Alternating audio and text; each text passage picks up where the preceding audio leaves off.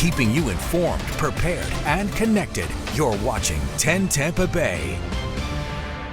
Thing that is certain is we are going to see some impacts. The amount of rain that we expect will inundate and overwhelm our stormwater system. This storm's a little different. It's too close. Get some sandbags. Right now, we're tracking Tropical Storm Helene as it is expected to become a major hurricane before making landfall later this week. So tonight, we're keeping you informed, prepared, and connected as we expect impacts across the Bay Area. This is 10 Tampa Bay at 6.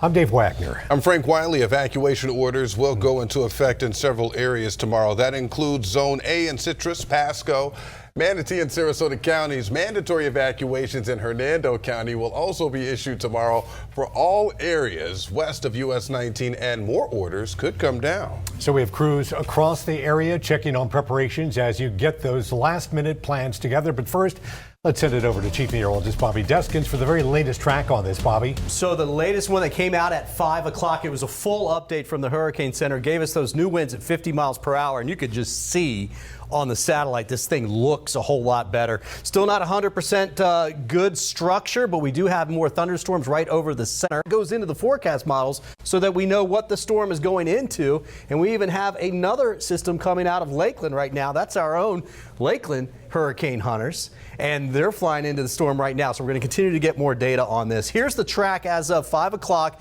This is a little bit further to the left than what we were looking at, especially yesterday, right near Cozumel, but not close enough really to do much to it. So 75-mile-per-hour winds by lunchtime tomorrow, and then it's off to the races. And just how strong does it get? So we've got Cat 3 by Thursday, 2 o'clock in the afternoon. Landfall close to that by 8 p.m.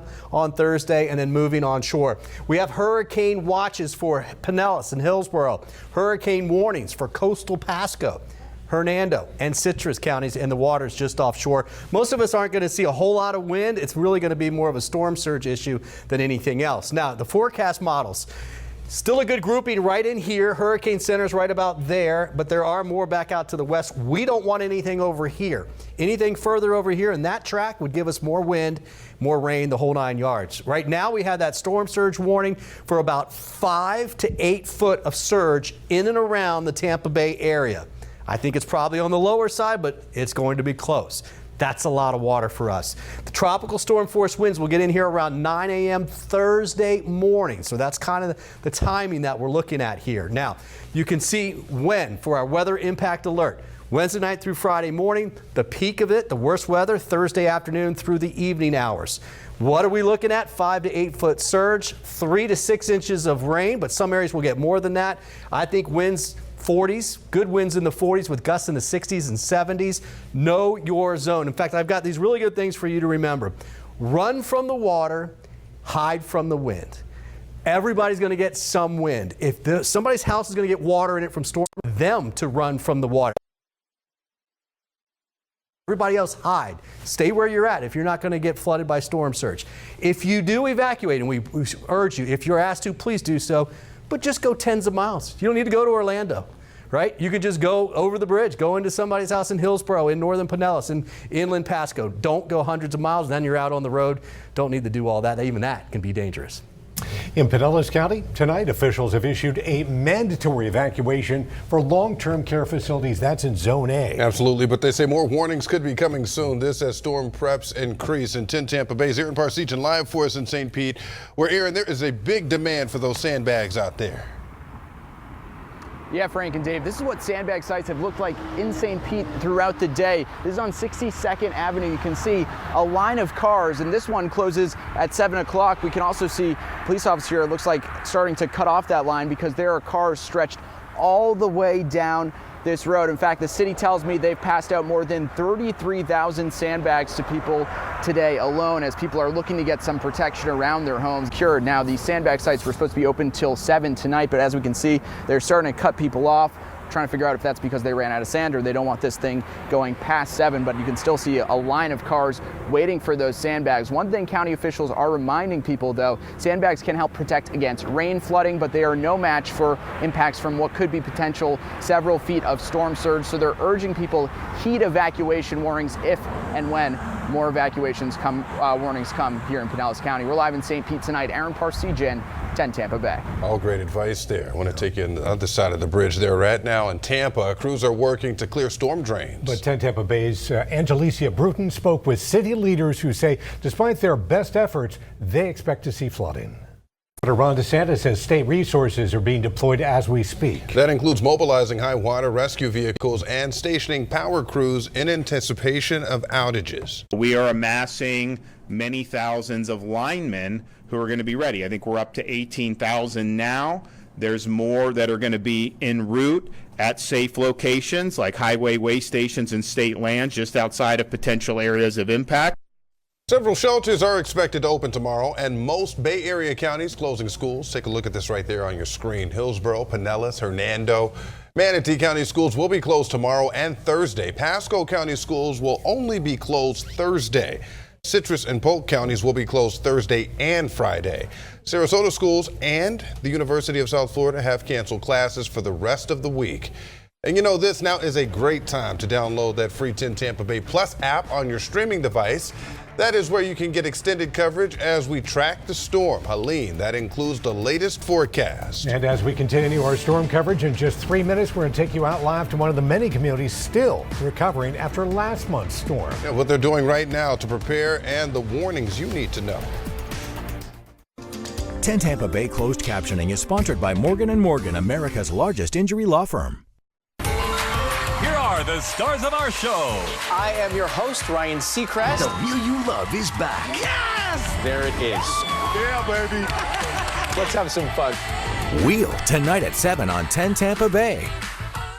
10 Tampa Bay has issued a weather impact alert for tomorrow, Thursday and Friday. We'll have the latest track on Helene, the timing and the impacts right here on TV. Plus, download our mobile app and scan the QR code for our 10 Tampa Bay Plus streaming app.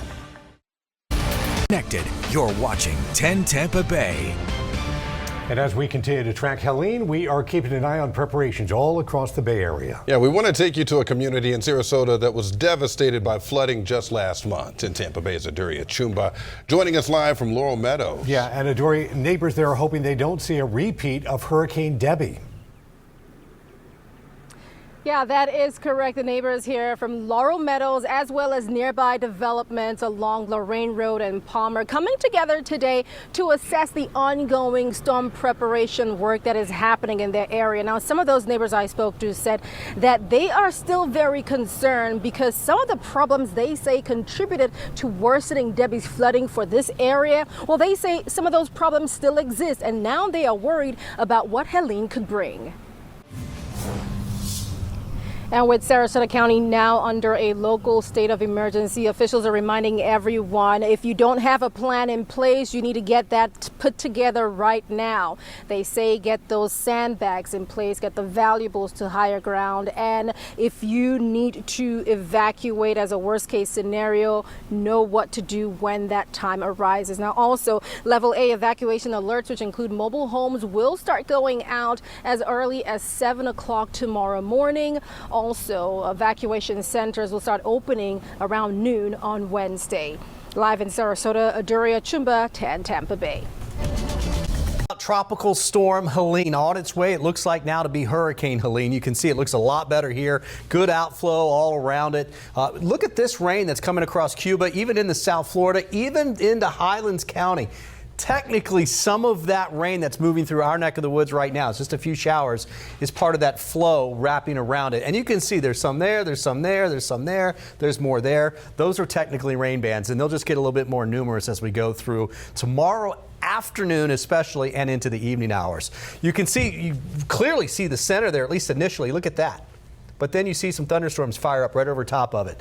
That is a sign that it's strengthening. Recon going out there right now, and they will likely find it getting stronger overnight tonight. Should go down to at least go up to 60-mile-per-hour winds probably by 11 o'clock, and then all the way up towards hurricane force winds by early tomorrow morning or lunchtime. 75-mile-per-hour winds right there on Wednesday near Cancun. Then that track comes up to the north and the east, and exactly where it goes, that's what we really want to watch.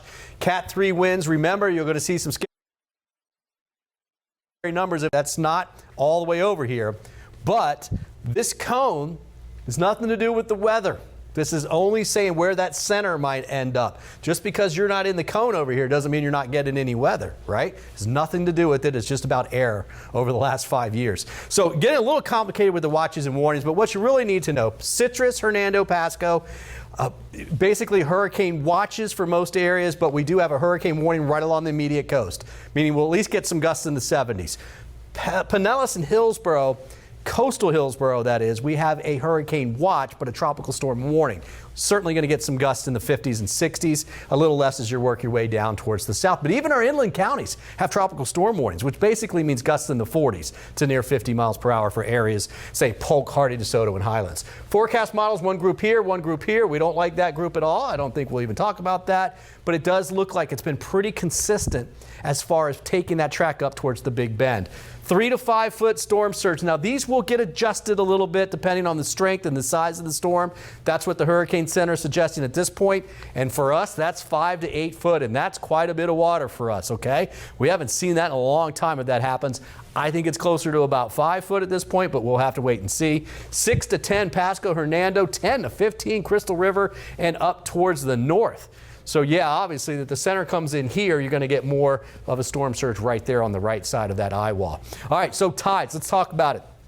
We're getting kind of fortunate because we have a low tide at 5:20 Thursday afternoon, and that's when some of the surge will be peaking, but that's what the surge will look like, right? And coming back down. So it's going to be late afternoon into the evening hours on Thursday that the surge peaks. It is at the time of low tide, so that would help drag this down a little bit.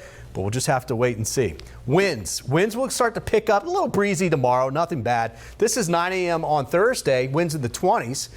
Winds easily in the 30s with gusts in the 40s by the afternoon. And then look at this, 4 p.m., almost getting winds in the 40s. We'll get them 5, 6 p.m. on Thursday. Some will see 50s right along the coast with gusts in the 60s to perhaps 70s.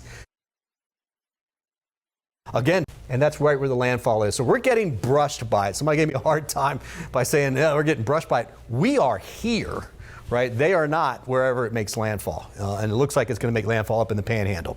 So there's the rain bands coming through Thursday morning. So tomorrow afternoon and evening we get some rain. Then as we move through the day on Thursday, that's 7 a.m., that's 2 p.m. After that, you start seeing what you think when you're thinking hurricane. More winds, more rain, some minor flooding from that, and then of course the storm surge coming up as we move through the afternoon and evening on Thursday. Quiet, tranquil out there right now. Just a couple of showers pushing back towards the coast. We won't have too much rain left over. No severe weather is expected for this evening, and things will quiet down, especially after about 7:30 to 8:30. We do have, of course, a weather impact alert for tomorrow night, especially Thursday, and the early morning hours of Friday. Conditions will get much better as we work our way towards Friday. Still some rain, though, guys, around for the weekend, but that's not severe weather. That's just a few showers. Now, sponsored by Advent Health. This is 10 Sports. A familiar face is back with the Buccaneers. Tampa Bay signed long snapper Zach Trinner and placed him on the active roster as Evan Deckers is now on injured reserve. Trinner was a member of the 2020 Super Bowl team and played in 75 regular season games from 2019 to 2023.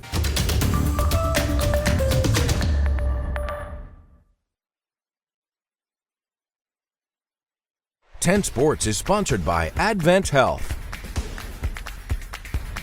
This storm season, stay informed, prepared, and connected. Stream the 10 Tampa Bay Plus app on your TV for live news, storm coverage, and more. Download now. All right, to put this in perspective, Idalia had about 2 to 4 foot of storm surge as it went by last year. We were thinking 5 to 8, maybe 4 to 6, and this will last longer too. So this is more water than last time, and this will last a little bit longer. You can see on our expected rainfall that really the better rain chances are during the afternoon and evening on Thursday. We'll have some lingering showers early on Friday, and then that rain you see on Saturday is more clouds and some light rain than anything else. There's no severe weather after that. The storm will be long gone by that point. Yeah, and if you've been through one hurricane, you've just been through one hurricane. They're all different. Absolutely. And they're unpredictable sometimes too. We're keeping an eye on that. I know you'll have a lot more for us tonight at 11 o'clock. Right. Thank you for joining us. The CBS Evening News coming up next.